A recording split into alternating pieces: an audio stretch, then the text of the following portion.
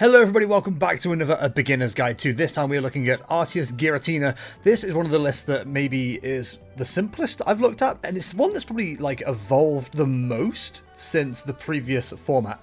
And it's a bit of a weird thing to say because there's definitely a lot of decks that have changed in big ways. Maybe this one hasn't changed as much as I think it has, but because of the introduction of Iono, suddenly it's become a lot more focused in what it does best. But before we get into all that, let's talk about the deck. Arceus Tina is geared around Arceus and Tina, Giratina VSTAR to be precise. As usual for Arceus, you are running a 4-3 line.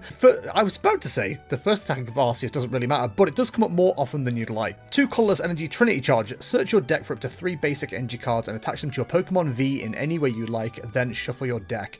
This attack isn't usually used unless it absolutely has to be.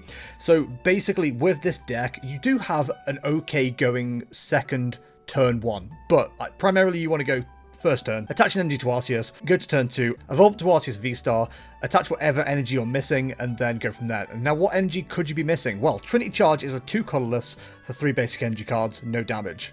That turns into Trinity Nova, 200 damage. Search your deck for up to 3 basic energy cards and attach them to your Pokemon V in any way you like, then shuffle your deck. So, generally, this attack is getting pulled off turn 2, going first.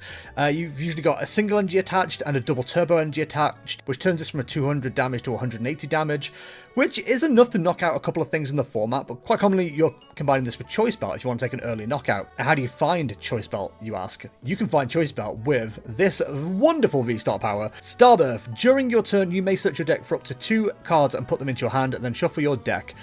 You can find any 2 cards you need, so as long as you can evolve up to Arceus VSTAR in turn 2, you can find whatever you need. So whatever energy you're missing, you can find it. Whatever, if you need to switch it into the active, you can find your switch. If you're already in the active and you've already got everything you need bar a boss's orders to take out something on the bench, you can find it. This is such a great deck going first turn 2. If everything falls into position. That is the main key.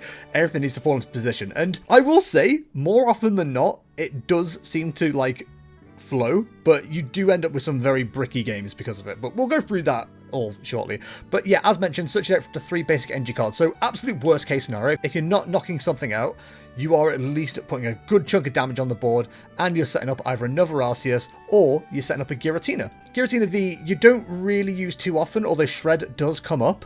Abyss Seeking, look at the top 4 cards of your deck, put 2 of them into your hand, and put the others into the Lost Zone. This is very much a last resort kind of thing for Giratina. If you're starting second and that's your only thing you can use, you might as well, just to get some search out there. Shred does come up quite a bit. 160 damage. This attack's damage isn't affected by any effects on your opponent's active Pokemon. So, if it's a Mimikyu V, you go in through it. A Miltank, you go in through it. A Mimikyu, you go in through it. It's quite good, actually, all things considered. But the main thing you're using Giratina for is Lost Impact. 280 damage. Put 2 energy attached to your Pokemon in the Lost Zone. As I pointed out in the previous video of Lost Giratina, 2 energy attached to your Pokemon in the Lost Zone is any energy, and that includes double turbo as long as Temple of Sinnoh isn't in play. So if you've managed to get Giratina up via a switch, or it's been bossed up and not knocked out, you can use a double turbo that's attached to any one of your Pokemon to fulfill the cost of Lost Impact. Very, very good. Very powerful. What cards are we using to support this, I hear you cry? Well, we'll ignore the Bidoof, but we'll go straight to the Bibarel. Industrious Incisors, once during your turn you may draw cards until you have 5 in your hand, which is a nice little draw engine. And in combination with Skwovet, you can actually have a really good cycle going on. If you've got a useless hand, you go ahead and use Nest Dash. Once during your turn, you may shuffle your hand and put it on the bottom of your deck. If you put any cards on the bottom of your deck in this way, draw a card. So immediately you're down to 1 card, which doesn't sound great in a lot of situations, but combined with Bibarel, you're immediately going back up to 5. It's such a great combination. And if your top deck, like off Skwovet, is like a usable card, like a Nest Ball or something like that, or you can afford to burn it, you then get a fresh 5 cards in the hand from Bibarel. It's a great combination of cards. Other than that, we don't really play any other Pokemon. It's a very focused deck. The main concerns with the Pokemon right now is you can start off with things that aren't Arceus, which is like a big issue. But with 4 Arceus, you're hoping that you hit that fairly regularly. So onto the item cards. We have our usual Pokemon search. We have Nest Ball, search your deck for a basic Pokemon, put it onto your bench, then shuffle your deck. We have all talked about priorities in Nest Balls before. You want to make sure you've got your Arceus there. If your Arceus is there, ideally you want something to power up, and that will change based on what you're playing against. If there's no reason to have Giratina, if you don't need that 280 swing for anything, go look for another Arceus. Preferably, you're trying to get your search engine set up, but that isn't always possible. And of course, Ultra Ball, you can use this card only if you discard 2 other cards from your hand, search your deck for a Pokemon, reveal it, put it into your hand, and then shuffle your deck. So on your second turn, this is key to finding Arceus V-Star. As for going through the deck, we have Trekking Shoes. Look at the top card of your deck. You may put that card into your hand. If you don't, discard that card and draw a card. I won't talk about potential replacements for this, but this is definitely like a free slot. Not everyone likes using Trekking Shoes, so there are a couple of other cards you may prefer, maybe a Professor's Research or something like that. Other than that, you've got, as mentioned, Switch. So you can switch your active Pokemon, one of your bench Pokemon. Useful for having Arceus start on the bench. And sometimes you do want to start Arceus on the bench just because of like potential turn 1 knockouts from your opponent, and that does happen. And of course, Escape Rope. Each player switches their active Pokemon with one of their bench Pokemon. Your opponent switches first. This card is...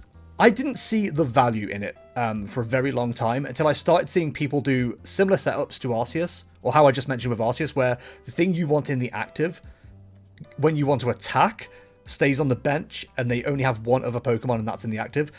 Rather than a switch and going from just, for argument's sake, Skwovet to Arceus into the active, you can then force the card that they want to keep safe on the bench also into the active and take the knockout without the use of boss's orders. It's a good combination. Doesn't come up all the time, but it is one to bear in mind. We'll quickly go through the tools as well. We have one Choice Belt. The attacks of the Pokemon this card is attached to do 30 more damage to your opponent's active Pokemon V.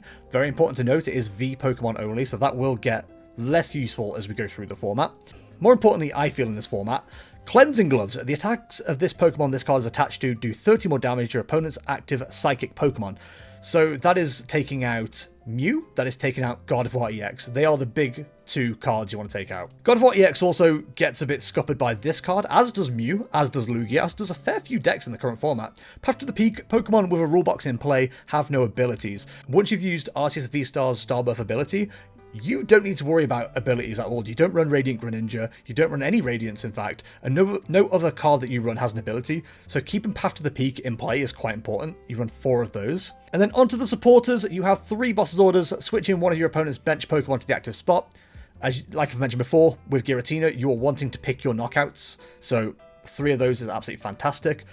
Onto the crux of the deck, the backbone of the deck. It is what's known as a Path Disrupt deck. So you want to have Path in play, and then you're constantly using Iono or Judge to keep refreshing the opponent's hand and never letting them like have exactly what they want in hand at all times. So Iono, first of all, each player shuffles their hand and puts it on the bottom of their deck. If either player puts any card on the bottom of their deck in this way, each player draws a card for each of their remaining prize cards. I know, fantastic. And Judge, four of these as well. Each player shuffles their hand into their deck and draws 4. As mentioned before, you're running the Bibarel Skwovet engine, so even if you Iono yourself down to 1, you've still got great opportunities to recover. And finally, Sharon's Care. Put one of your colourless Pokemon that has any damage counters on it and all attached cards into your hand. So if your opponent makes the mistake of not knocking out an Arceus and you've already got everything set up in the way you'd like, an Arceus powered up, a Giratina powered up, etc., Sharon's Care, get it out of the way, save yourself 2 prize cards. You're laughing. On top of that, we have energy cards, of course. 4 Double Turbo to power up Lostina and power up Arceus. 4 Grass, 4 Psychic, and 2 V-Guard Energy. As long as this card is attached to a Pokemon, it provides 1 colourless energy. The Pokemon this card is attached to takes 30 less damage from attacks than your opponent's Pokemon V. Again, it's V related, but it does come up more than you'd actually want it to, which is nice to have it in the deck, but it's annoying that it is actually required at times. So that is it. That's Arctina. It's a very simple deck. There's not a lot to it at all. Again, the game plan very much is use Arceus V-Star to take an early knockout if you can. Trinity Nova's like I said, 180 doesn't sound like a lot, but it'll take out a Luminion V, it'll take out a Rotom V, it'll take out a Mew V. It's quite good. It's quite good. And of course, Giratina getting to 280 damage, 310 damage with the Choice Belt, and 310 with Cleansing Gloves against Mew and God of War. It's a very, very powerful card. And that's really about it. I don't think there's much in the way of like potential cards to put in. There is 1 or 2 you could consider. So as already mentioned, Tracking Shoes is a bit of a free slot. You could replace it with a couple of cards, and one of those is Professor's Research, which is a simple discard your hand and draw 7 cards. Generally not needed with the engine that you've got going, but there is potential for it there. And as far as Radiants are concerned, people have played the deck with Radiant Gardevoir, which has the ability Loving Veil. All of your Pokemon take 20 less damage from attacks from your opponent's Pokemon V. Again, V focused, but it is there to help out against a couple of different decks. The only other thing that you could consider, and it's a bit of a weird one, I've not had too much testing with it, is Umbreon VMAX. A fella called Stephen L. Kent has played this combination, Giratina and Umbreon. I do have a list for it separately as well, which I could quickly run through.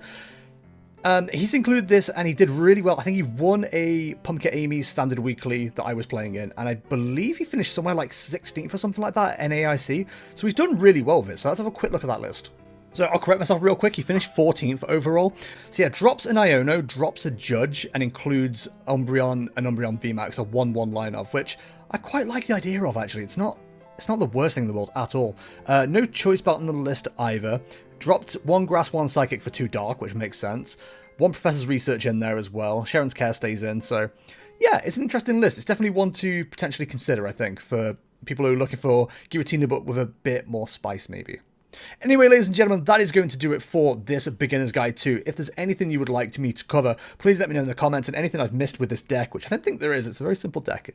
That's the beauty of it. Let me know in the comments. All my social media links are in the description below, and if you did enjoy this, do let me know. Let a friend know. If you didn't enjoy it, let an enemy know. They need to know too. Thanks for watching as always, guys. I shall see you in the next one. See ya.